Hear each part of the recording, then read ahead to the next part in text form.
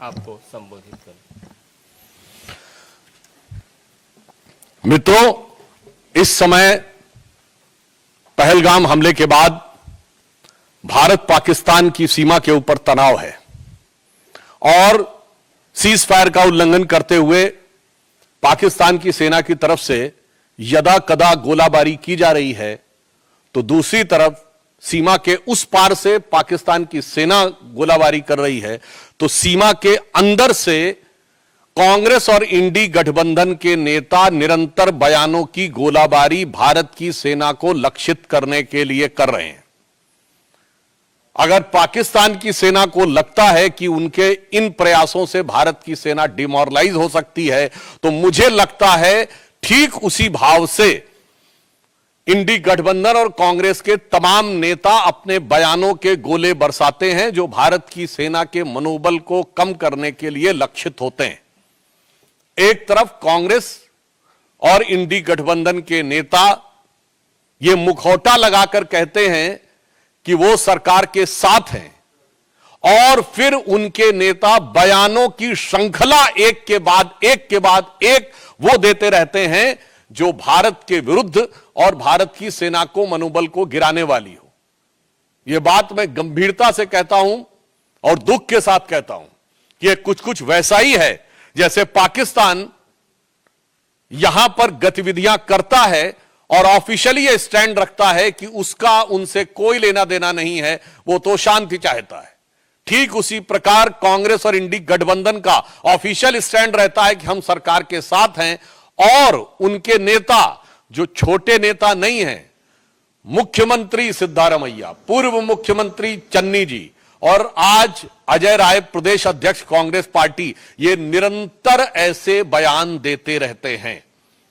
और ये वो पार्टी है जब खुद सत्ता में थी तो आतंकवादी घटनाओं के बाद भी एक भी वर्ष ऐसा नहीं था जब मनमोहन सिंह सरकार ने पाकिस्तान से द्विपक्षीय शांति वार्ता स्थगित की हो, और 11 वर्षों में मोदी जी की सरकार में एक भी वर्ष ऐसा नहीं है जब पाकिस्तान से औपचारिक द्विपक्षीय वार्ता की हो। यह अपने आप में प्रमाण है कि हमारी सोच और उनकी सोच में क्या अंतर है। मगर मुझे बहुत दुख और पीड़ा है कि कांग्रेस पार्टी जिस प्रकार के बयान दे रही है, अभी आपने देखा कि कांग्रेस पार्टी के उत्तर प्रदेश के अध्यक्ष अजय राय जी रफाल विमान को के ऊपर खिलौना ऐसा दिखाते हुए, नींबू मिर्ची दिखाते हुए मजाक उड़ाने का प्रयास कर रहे हैं। मैं देश की जनता से कहना चाहता हूं कि कितने दुख की बात है कि मात्र एक दिन पहले इसी ईस्टर्न यूपी में गंगा एक्सप्रेस वे के ऊपर रफाल ने लैंडिंग की और उड़ान भरी। यानी यह सीधा संदेश था पाकिस्तान और हमारे देश के दुश्मनों को, और उसी क्षेत्र में उसी गंगा के किनारे बैठकर कांग्रेस पार्टी का प्रदेश अध्यक्ष उसी रफाल विमान का मजाक उड़ा रहा है। इससे साफ हो जाता है कि कांग्रेस की मानसिकता क्या है। और यह भी मैं कहना चाहता हूं, हां सच है कि भारत के तमाम क्षेत्रों में एक मान्यता है कि नींबू मिर्ची बुरी नजर से बचाती है, परंतु आज भारत की सेना को पाकिस्तान की बुरी नजर से बचने की जरूरत नहीं है, क्योंकि पाकिस्तान की सेना भारत की सेना को डरी नजर से देख रही है और ये इंडी गठबंधन और कांग्रेस वाले बुरी नजर से देख रहे हैं।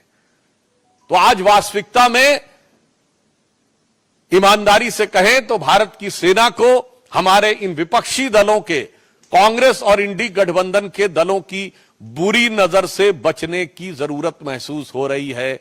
जहां उस रफेल की गर्जना से पाकिस्तान थर्राया हुआ और डरा हुआ महसूस करता है, वहीं ये लोग उसका मजाक उड़ाने का प्रयास करके सेना का मनोबल गिराने का प्रयास करते हैं। और मैं कांग्रेस पार्टी से कहना चाहता हूं, बिल्कुल यह सच है कि जब रफाल आया था तो हमारे रक्षा मंत्री राजनाथ सिंह जी ने फ्रांस में जाकर उसके ऊपर स्वास्तिक बनाया था। शायद इनको पता नहीं है, भारत की सेना में बाकायदा धार्मिक शिक्षक नियुक्त होते हैं। जब सैनिक युद्ध करने के लिए जाते हैं तो उनकी धार्मिक भावनाओं के अनुरूप जो वह परंपरा चाहे, जो वो रिचुअल चाहे, और उन धार्मिक भावनाओं के अनुरूप उनकी पूरी व्यवस्था की जाती है। मैं कांग्रेस पार्टी से पूछना चाहता हूं, इसमें किस बात का मजाक उड़ा रहे हैं? हिंदू धार्मिक आस्थाओं का मजाक उड़ा रहे हैं कि चूंकि राफेल के ऊपर स्वास्तिक बनाया गया था। उधर पाकिस्तान की सेना कलमा पढ़ने की बात करती है और ये लोग हिंदू धार्मिक भावनाओं का मजाक उड़ाते हैं। इन्हें पता होना चाहिए कि भारत की सेना की जो तमाम रेजिमेंटें हैं, उनके युद्ध उद्घोष पूर्ण रूप से धार्मिक भावना के ऊपर आधारित है। गलवान में जो हमारे सैनिक बलिदान हुए थे, बिहार रेजिमेंट का युद्ध उद्घोष है बजरंग बली की जय। गोरखा रेजिमेंट का युद्ध उद्घोष है आयोरी गोरखाली जय।